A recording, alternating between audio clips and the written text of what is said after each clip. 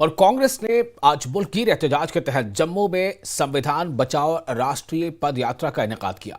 यह रैली गांधी चौक सितवारी से अंबेडकर चौक गांधीनगर तक निकाली गई। इस मौके पर सीनियर पार्टी लीडरान, जम्मू कश्मीर के इंचार्ज भारत सिंह सोलंकी, जम्मू कश्मीर पार्टी के सदर तारिक हमीद कर्रा, पार्टी के national general secretary GA Mir यानी गुलाम अहमद मीर के अलावा वर्किंग सदर रमन भल्ला और तारा चंद ने इस एहतजाजी रैली की क़यादत की। भारत सिंह सोलंकी ने इस मौके पर बीजेपी की क़यादत वाली हुकूमत को निशाना बनाते हुए इल्जाम लगाया कि ये हुकूमत आईन में यानी कॉन्स्टिट्यूशन में तब्दीली की कोशिश कर रही है।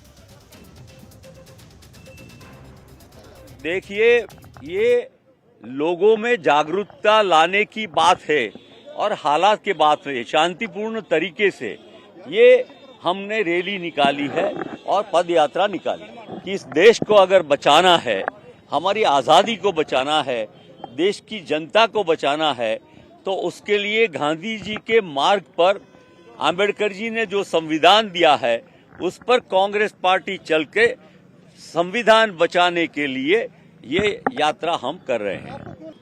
डाइवर्शनरी मोड में, जबकि उस वक्त कॉन्स्टिट्यूशन पे बहस हो रही थी, डाइवर्शन देने के लिए होम मिनिस्टर साहब ने बाबा भीमराव अंबेडकर साहब के ख़िलाफ़ जो अल्फाज इस्तेमाल किए, जिस अंदाज से इस्तेमाल किए, पूरे मुल्क में उससे रोष पैदा हो गया और हर जगह प्रोटेस्ट हुई। हर जगह इस हद तक आमेज़ अल्फाज और उस तरीक़ेकार के ऊपर गुस्सा हुआ। कांग्रेस पार्टी ने उस बात का ख़ास नोटिस लेते हुए पूरे मुल्क में, आपको पता है कि एहतजाज हुए और कांग्रेस पार्टी की तरफ से डिमांड हुई, एक तो होम मिनिस्टर साहब माफ़ी मांगें और वो रिज़ाइन करें। अगर वो रिज़ाइन और माफ़ी नहीं मांगते तो हमारी डिमांड थी कि प्राइम मिनिस्टर साहब उसको सैक करें, लेकिन ऐसा कुछ नहीं हुआ।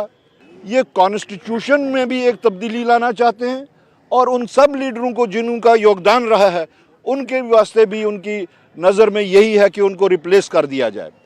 बहरहाल रिसेंटली हमारे जो बेलगांव में कांग्रेस वर्किंग कमेटी का एक्सटेंडेड सेशन जो था, उसमें ये फैसला किया गया, कांग्रेस की जो गंगा जमनी तहजीब है उसको लोगों तक पहुंचाने के वास्ते ये जय बापू, जय भीम और जय संविधान का प्रोग्राम शुरू किया गया है।